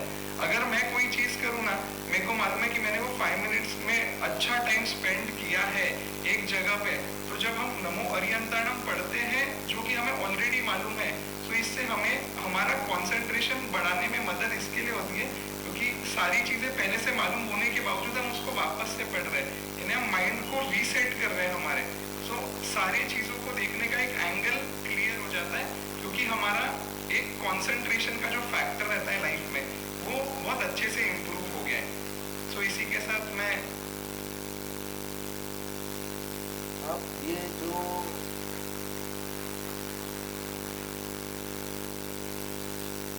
बताया और अभी बहुत सारी चीज़ें इसमें लिखी भी हुई थी, उसको मैं फिर से रिपीट नहीं करूँगा।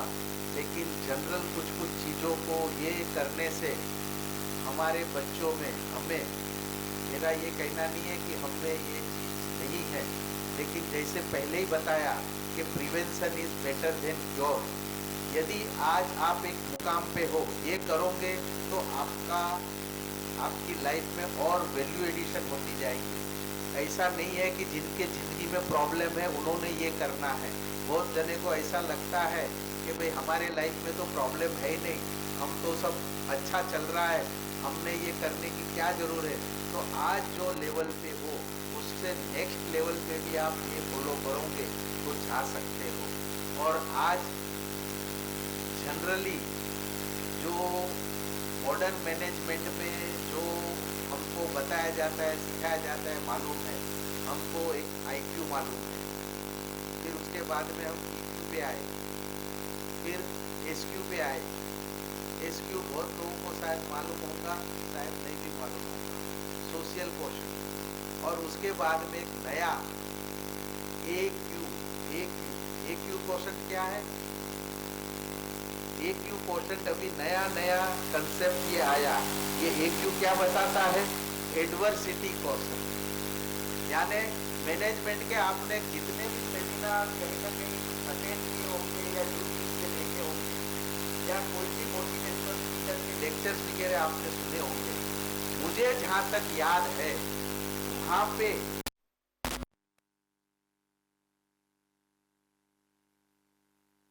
फेल्यूर, मैं ये नहीं बोल रहा हूँ कि आपकी लाइफ में फेल्यूर आएंगे, लेकिन अकेजनल रेयर केस में किसी की लाइफ में फेल्यूर आ जाता है, तो वो फेल्यूर कैसे फेस करना, इसका कभी कोई सेमिनार अटेंड किया है आपने?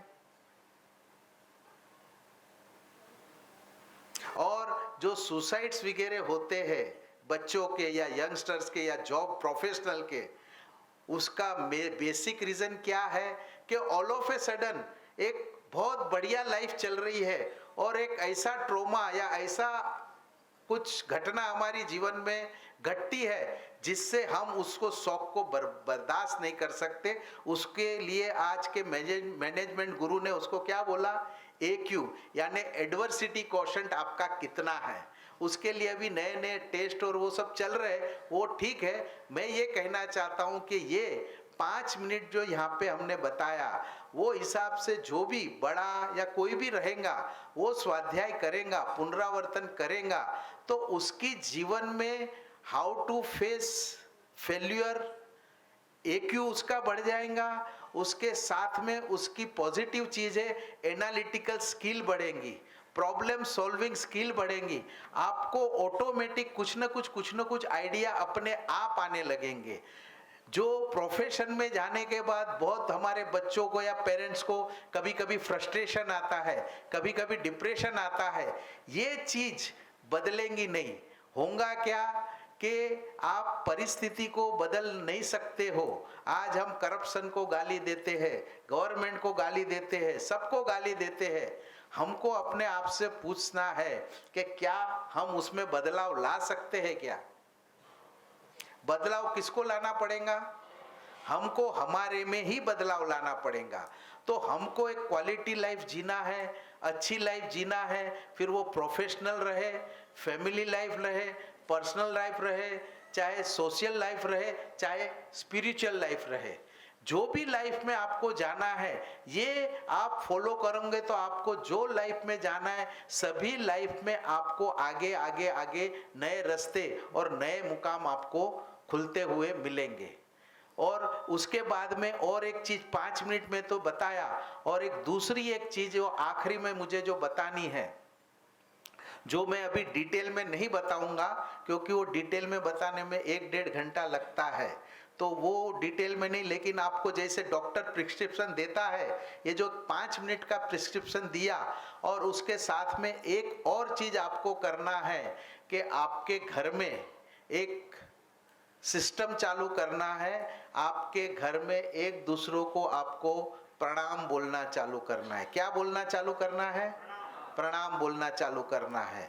तो प्रणाम बोलना है, छोटों को बड़ों को भी बोलना है और बड़ों को छोटों को भी बोलना है। अभी ये सस्पेंस रखो, अभी मेरे को पूछना मत कि क्यों बोल रहे हो, अभी मेरे पे विश्वास रखो कि ये मेडिसिन यदि आप लोगे और कंटिन्यूअस आपने 9 दिन 27 दिन या 6 महीने तक आपके घर में फॉलो किया, मैं गारंटी से बोलता हूं आपके घर के जितने भी वास्तु खराब होंगे ना, सब वास्तु अपने आप ठीक हो जाएगा। लेकिन कंडीशन क्या है, आपके फैमिली मेंबर जो एक चौके में खाना खाते हैं, फिर वो दादा दादी है, पोता पोती है, मम्मी पापा है, या सिर्फ मियाँ बीबी है, दो एक चौके में खाने वाले को कंपलसरी बड़ों को छोटे को और छोटों को बड़ों को क्या बोलना है? आवाज नहीं आ रही? हाँ, प्रणाम बोलना है। ये चालू करो, फिर उसका मिरेकल और उसका चमत्कार आपके जीवन में क्या होगा आप कल्पना नहीं कर सकोगे।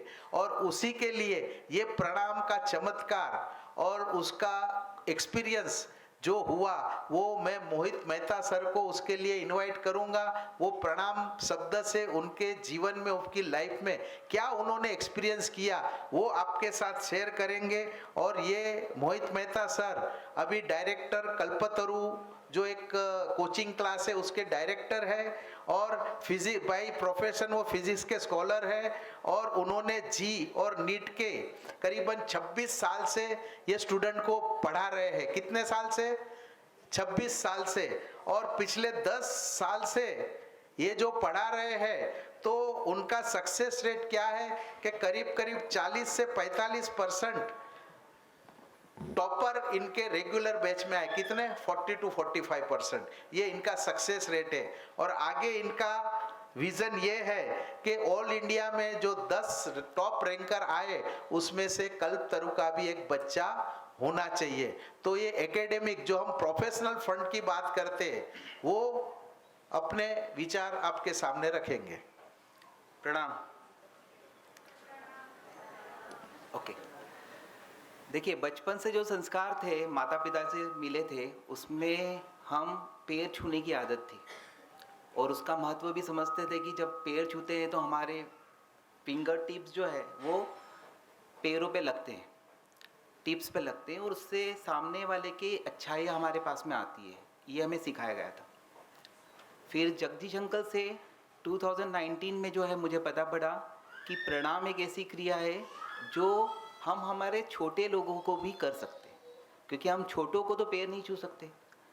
तो प्रणाम क्रिया जो है उनका महत्व जिस दिन अंकल ने समझाया, उस दिन से आज तक मैं जहाँ पर भी रहा हूँ, जो भी क्लास में गया हूँ, जो भी सेशन लिया है, जो भी सेमिनार लिया है, उसमें मेरी शुरुआत जो है वो प्रणाम से होती है। ये प्रणाम एक मैग्नेट है जो सामने वाले के गुण जो है अपनी तरफ अट्रैक्ट करता है, ठीक है।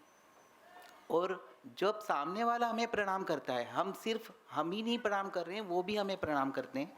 तो जब हम दोनों एक दूसरे को प्रणाम करते हैं तो हम हमारे गुणों का आदान प्रदान करते हैं, ठीक है। इस तरह से प्रणाम की शुरुआत हुई। बहुत सारे बच्चे जो हैं वो मेरे पास में जब रहते हैं तो हर तरह के क्वेश्चंस रहते हैं उनके। कुछ बहुत ज़्यादा एंजाइटी में रहते हैं, कुछ बच्चों के पेरेंट्स की तरफ से जो है वो ये रहता है कि अगर वहाँ पर IIT पवई नहीं मिला तो आपको कहीं नहीं भेजेंगे। ये प्रोसेस जब प्रणाम की शुरू होती है तो कनेक्शन बहुत जल्दी हो जाता है, और उसके बाद में मैंने देखा कि उनका फेथ, उनको जो जो चीज़ बताई गई है वो जल्दी जल्दी वो लोग एक्सेप्ट करते जाते हैं। अब जैसे फॉर एग्ज़ाम्पल ज्ञान पंचमी के दिन या वसंत पंचमी के दिन जो है मैं बच्चों को, चाहे वो अजैन है, उनको नमो हरिहंताणम सिखाता हूँ। और कुछ बच्चे ऐसे हैं जो डेली सुबह 8 नमो हरिहंताणम गिनते हैं, रात को सोते टाइम जो है वो 7 नमो हरिहंताणम गिनते हैं, ठीक है।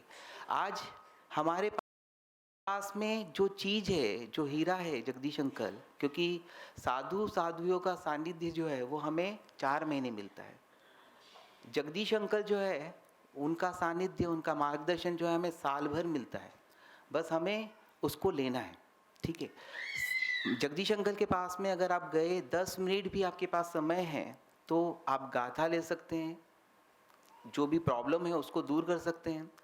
आज मैं नहीं, मेरा परिवार और मेरा स्टूडेंट परिवार भी जो है वो जगदीश अंकल को नाम से जानते हैं। मेरे परिवार में दोनों बच्चे सोहम और सियल जो हैं उन्होंने पंच प्रतिक्रमण जो है पूरा किया। जब वो 9 साल के थे तो एक मिनिमम टाइम में उन्होंने अतिचार पूर्ण किया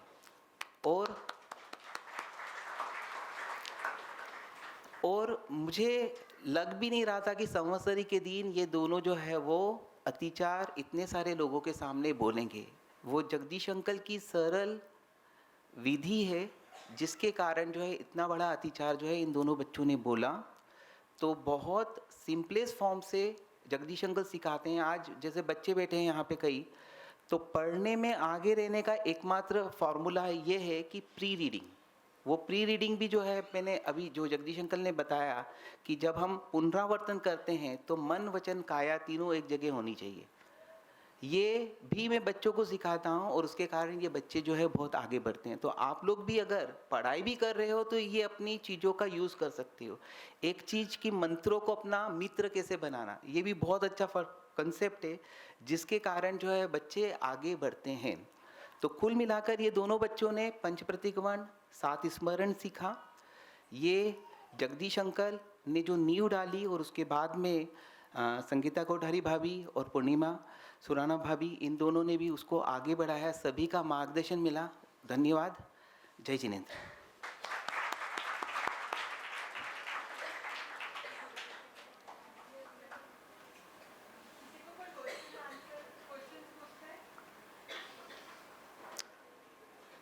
माइक दीजिए जिसके क्वेश्चंस कुछ होंगे।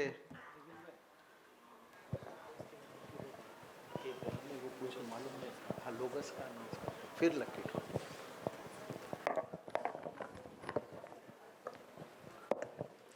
जय जिनेंद्र अंकल, प्रणाम। मेरा नाम प्रेरणा कोटीचा है और बाय प्रोफेशन मैं करियर और पर्सनल काउंसलर हूँ।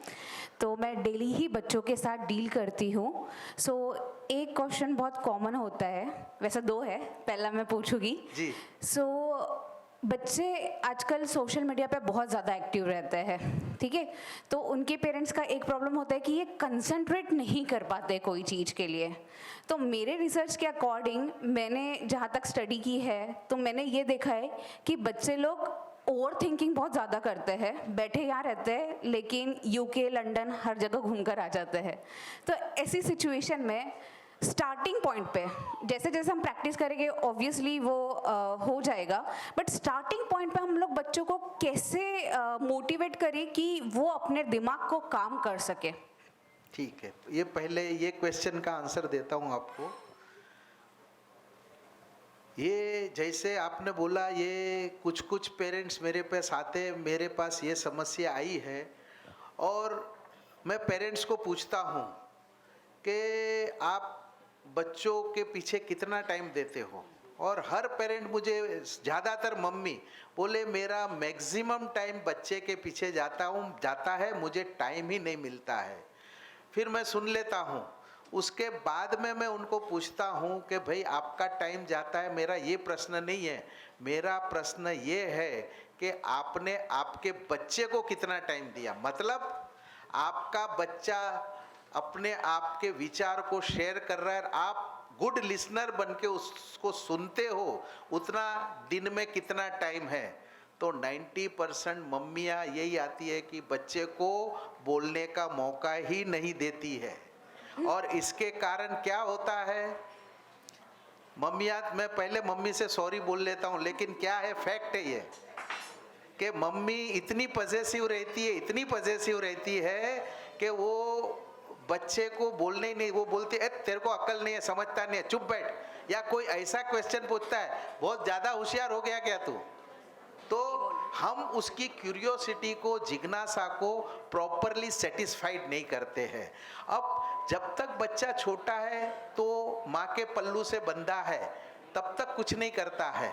और ये सेमिनार में मैं ये बोलना नहीं चाहता था, लेकिन आपने जो क्वेश्चन निकाला, आज आपको मालूम है कि मेरे हिसाब से बच्चों को काउंसलिंग से ज़्यादा पेरेंट्स को देना है। और आपके पास पेरेंट्स बोलते हैं कि मेरे बच्चे को काउंसलिंग दो। प्रॉब्लम का सॉल्यूशन वहाँ है कि बच्चों को नहीं, पेरेंट्स को काउंसलिंग की जरूर है। क्यों कि पेरेंट्स अपने बच्चे को टाइम देते नहीं है और बच्चा इमोशनली सबसे ज़्यादा अपने पेरेंट्स से जुड़ा, और स्पेशली मम्मी से। मम्मी उस समय पे उसको जो बोलेंगी ना, वो दुनिया के कोई आदमी की बात नहीं मानेगा। क्योंकि मेरा अनुभव है, जब बच्चे मेरे पास सूत्र देने आते हैं नौकार मंत्र के, वो अशुद्धि से बोलते हैं, नहीं बोले मेरी मम्मी ने तो यही सिखाया है, आप झूठ बोल रहे हो, मेरे को चैलेंज करते हैं। क्यों? क्योंकि मम्मी के ऊपर उसको इतना कॉन्फिडेंस और श्रद्धा है। तो इसको हमको एक्सप्लोर करना चाहिए। अनफॉर्चुनेटली पेरेंट्स ये जो इमोशनल क्वेश्चन को बच्चे के टाइमली एक्सप्लोर नहीं करते या एक्सप्लॉइट नहीं करते हैं, और उसके बाद में जब ये आती है फिर वहाँ पे कभी कभी पॉइंट ऑफ नो रिटर्न हो जाता है। फिर आपके पास भी आए तो आपके पास जो बुक में जो सिलेबस दिए हैं, जो सिनॉप्सिस आपने पढ़े हैं, डायग्नोसिस आपको बताया है, उसके सामने आपको क्या जवाब देना उतना बताते हो और उसके बाद में कुछ नहीं। यानी सभी 5 W के आप जवाब दे सकते हो, लेकिन एक H का जवाब मैनेजमेंट के आज कोई भी गुरु के पास नहीं है। और ये एज का जवाब जैनिज्म में अच्छे से दिया हुआ है। एक ही ये जैनिज्म फील्ड ऐसा है कि हाउ, कहीं पे भी आप पूछो, आप एंगर मैनेजमेंट के क्लास करो, जाके बोलो हमने, उसने जो भी आपको टिप्स दी आपने सब फॉलो की, आपका एंगर नहीं जाता है। फिर गए, फिर नहीं जाता है। आखिर में आपको क्या बोलता है? करना तो आपको ही पड़ेगा। लेकिन जैनिज्म ये नहीं बोलता है, हाउ का भी जवाब देता है। तो आपको एंगर भी निकालना है तो मैं ये नहीं बोलूँगा कि 7 नौकार मंत्र आप गिनो, ये कभी, क्योंकि बहुत जने महाराज साहब के पास जाते हैं, फिर महाराज साहब को ही बोलते हैं कि हम 7 नहीं 17 नौकार गिनते हैं, फिर भी हमारा गुस्सा कम नहीं होता है। ये जनरल प्रॉब्लम है। तो बजाय बच्चे को कोसना और ओवर थिंकिंग, क्यों कि ऑक्सफोर्ड यूनिवर्सिटी, मैं शास्त्रीय आपको रेफरेंस नहीं दे रहा हूँ, लेकिन ऑक्सफोर्ड यूनिवर्सिटी ने एक स्टडी किया और वो स्टडी में उन्होंने बोला है कि 8 साल की एज तक बच्चों के 90% से ज़्यादा ग्रे सेल क्या हो जाते हैं? एक्टिवेट हो जाते हैं। और हम बोलते हैं कि अभी तू बच्चा है, अभी तू बच्चा है। नहीं, 8 साल तक उसकी ग्रास्पिंग पावर इतनी जबरदस्त रहती है कि हम सोच नहीं सकते हैं। और हमारे भगवान ने भी बोला है कि 8 साल की उम्र तक, वो 8वें साल में बच्चा मैच्योर हो जाता है। इसलिए हमारे आगमों में बताया कि 8 साल की उम्र में बच्चे या बच्ची को हम दीक्षा दे सकते हैं। ये बेसिक कंसेप्ट हमको मालूम नहीं है और हम विरोध कर लेते कि 8 साल के बच्चे को क्या समझता है। सब समझता है उसको, लेकिन हम उसको बच्चा समझते हैं। उसका थिंकिंग इतना फास्ट है, उसको कोई मीडिया ही नहीं मिलता है। ओवर थिंकिंग है, उसको कोई आपको एक्टिविटी देना पड़ेगा। अब कोई भूत है, वो भूत को आप काम नहीं दोगे तो आपका जीना हराम कर देगा। और आज के बच्चे क्या है? भूत ही है सब। आप उनको काम धंधे पे नहीं लगाओगे तो वो आपको काम धंधे पे लगा देगा। ठीक है, दूसरा कोई प्रश्न? मैं इसी में एक चीज़ ऐड करना चाहूँगी। जैसे आपने कहा हाउ डिफ़िकल्ट है, तो मुझे ऐसा लगता है कि mindset plays a very integral role here. बच्चे का माइंडसेट बहुत इम्पोर्टेंट है और बच्चे के साथ साथ पेरेंट्स का भी माइंडसेट बहुत इम्पोर्टेंट है। देखो ये आप जो बोल रहे हो ना, आप बरोबर है। मैं हाउ डिफ़िकल्ट ने मैंने क्या बताया, ये माइंडसेट को चेंज करने के लिए तो ये करना है। हाँ, तो ये जो माइंडसेट है, I am 100% agree with you sir, कि ये घर से ही स्टार्ट होता है। तो जैसे आपने कहा कि पेरेंट्स को काउंसलिंग की ज़रूरत है, तो ये मैं मानती हूँ क्योंकि मैं खुद ही काउंसलर हूँ। सो ये है कि माइंडसेट बहुत इंपॉर्टेंट रोल प्ले करता है। और हम लोग क्या करते हैं, फर्स्ट प्लेस में सबको जज करते हैं और इन अ सिमिलर वे पेरेंट्स भी अपने बच्चे को जज करते हैं। जैसे आपने कहा कि यू नो मतलब ये यहीं से स्टार्टिंग होती है कि तुमसे नहीं हो पाएगा। अनेकांतवाद की कमी है। नहीं वही मैंने बताया ना कि सब हम मैंने बोला वो सही, अनेकांतवाद हम फॉलो नहीं करते। दूसरा मैंने जो अभी प्रणाम बताया ना, जिनको ये पेरेंट्स को प्रॉब्लम है उसको बोलो आप बच्चे को प्रणाम करो और बच्चे को सिखा दो। 6 महीने के अंदर विदाउट काउंसलिंग उसका प्रॉब्लम सॉल्व नहीं हो जाएगा तो मेरे को बोलना। क्यों? क्योंकि प्रणाम शब्द में इतना पावरफुल शब्द है, इतना जबरदस्त है। मैं अभी उसके डिटेल में नहीं जाता हूँ, लेकिन ये मेरे एक्सपीरियंस से मैं बताता हूँ। लेकिन गाइडेंस की भी बहुत जरूरत होती है सर। वो करेंगे। अभी क्या है, हमारे पास लिमिटेशंस है, तो वो अलग एक प्लेटफॉर्म पे उसका फोरम रखेंगे और वो उस टाइप के क्वेश्चन आंसर सेशन हम detail. Thank you Prerna, thank you so much. और कोई क्वेश्चंस? और कोई क्वेश्चंस? और कोई क्वेश्चन उस साइड से? क्यूरियोसिटी तो बहुत अच्छी बात है, होनी भी चाहिए। और ये मत सोचिएगा कि इतने लोग बैठे लोग क्या कहेंगे। धवल भाई बराबर ना, लोग सब अच्छा कहेंगे और उनके लिए भी ज्ञान बढ़ेगा। That is very important. यहाँ पे हाँ, यहाँ से। जय जिनेंद्र, ये क्वेश्चन था कि प्रणाम ही बोलना क्यों जरूरी है, जय जिनेंद्र क्यों नहीं बोल सकते? नहीं, मैं बोला ना, क्योंकि प्रणाम के लिए जनरली जब मैं प्रणाम का मीनिंग समझाता हूँ, यहाँ पे बहुत सारे लोग बैठे हैं, उनको मालूम है कि प्रणाम का डिटेल में मुझे समझाने में करीब 1 से 1.5 घंटे का क्लास, तो कभी मैं प्रणाम के लिए अलग से क्लास लूँगा और उसमें डिटेल में समझाऊँगा कि वो जय जिनेंद्र और प्रणाम में क्या डिफरेंस है, क्यों डिफरेंस है, पूरा डिटेल, आपकी प्यूरी क्यूरियोसिटी। लेकिन अभी अपने पास समय की मर्यादा है, तो मैं आपको जैसे इन्होंने बताया मोहित सर ने कि गुणों को अट्रैक्ट करने का मैग्नेट है, ये चीज़ आप रखो और वो एक्टिविटी चालू कर दो। भले आपको मालूम नहीं है दवाई क्या काम करती है, आप आपके बच्चे को, बड़ों को प्रणाम करना चालू करो, आपको खुद को आपके घर के वाइब्रेशन, घर के एटमॉस्फेयर में खुद को अनुभव होगा कि ये पॉजिटिव चेंज आपको खुद को ही दिखेगा। ठीक है? ओके, और कोई सवाल, कोई क्वेश्चन? हाँ, हर्षा जी।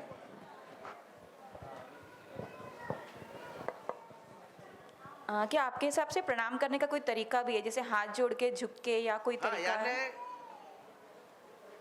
प्रणाम जो करना है उस समय पे आइडियल कंडीशन ये है कि हमारे पैर में चप्पल या जूते नहीं होने चाहिए, हाथ दोनों इस प्रकार से नहीं, उंगलियां जो है, अंगूठा देखो ये इस मुद्रा में होना चाहिए, अंगूठा इस प्रकार से और हाथ, और थोड़ा झुक के प्रणाम हमको बोलना है बहुमान के साथ, छोटे भी रहे चाहे बड़े भी रहे।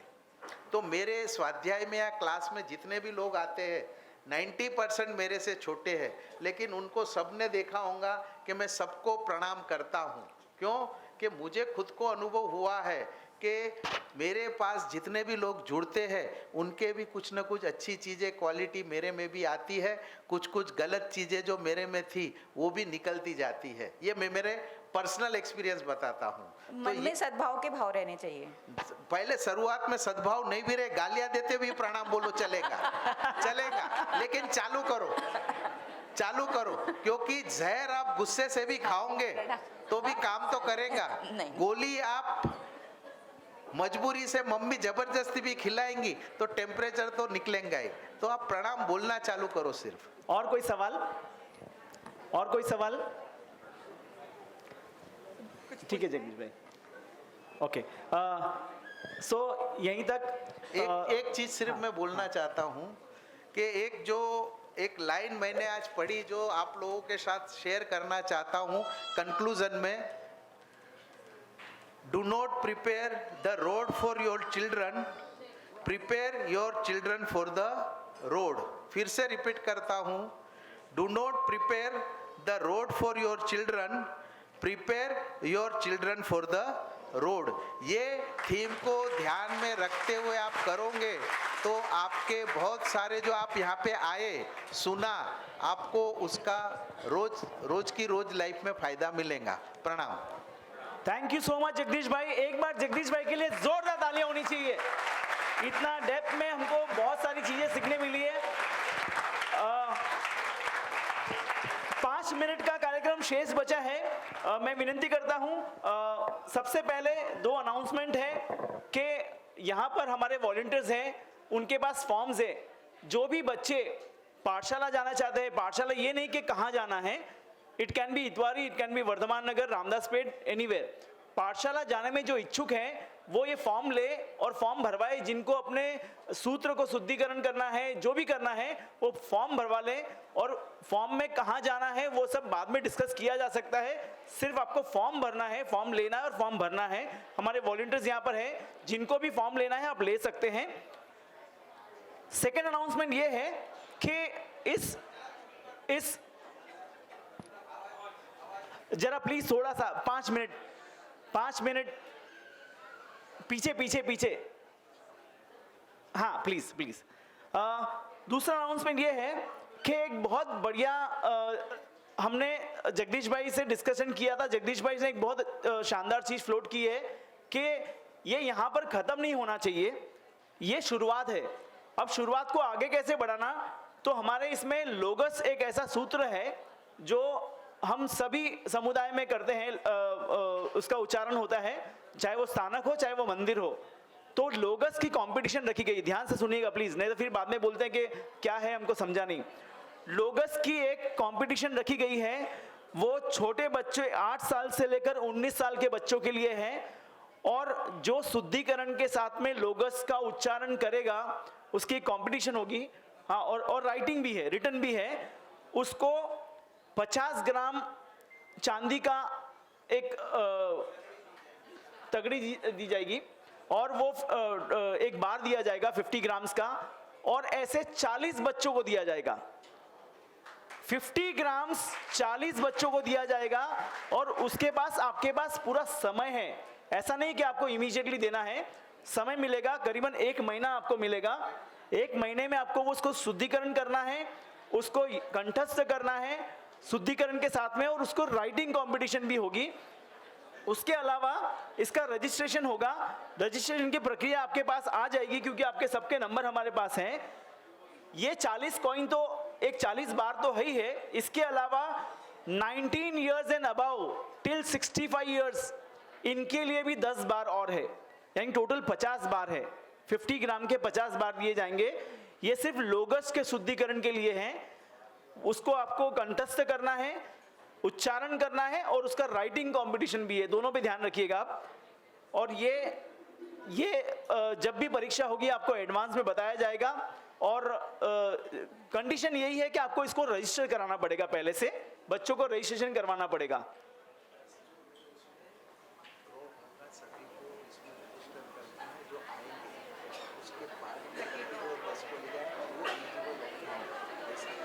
मतलब जो बराबर पढ़ लेंगे उसके बाद भी, हाँ, उसको मालूम, क्योंकि एक चीज और है जगदीश भाई, देखिए परम्यूटेशन कॉम्बिनेशन पहले ही बना लेते हैं। उन्होंने कहा कि बड़े लोग तो बहुत आ जाएंगे, हो सकता है 50 लोग शुद्धिकरण के साथ बोल दे तो 50 बार तो है नहीं, 10 ही बार है। तो उनमें उनका लकी ड्रॉ होगा और जो शुद्धिकरण के साथ में पढ़ेंगे उनको सबको पहले छटनी की जाएगी। उसके बाद 10 ऐसे मेंबर्स को 19 ईयर्स टू 65 ईयर्स के बड़े लोगों को उनको 10 बार दिए जाएंगे। तो टोटल 50 बार हैं। 40 बच्चों के लिए है, 19 ईयर्स बिलो के लिए है, और 19 एंड अबाव के लिए 10 बार है। तो ये और ये कंटिन्यू चालू रहेगा। मैंने जैसे कहा था कि ये प्रोसेस खत्म नहीं हुआ, अभी शुरुआत हुई है, क्योंकि लहरों से डरकर नौका पार नहीं होती। कितने स्मार्ट लोग हैं, जोर से बोलिए, लहरों से डरकर नौका पार नहीं होती। नन्ही चींटी जब दाना लेकर चलती है, चढ़ती दीवारों पर 100 बार फिसलती है। मन का विश्वास लोगों में साहस बढ़ता है, चढ़कर गिरना गिरकर चढ़ना ना उसे अखरता है। आखिर उसकी मेहनत बेकार नहीं होती। ओके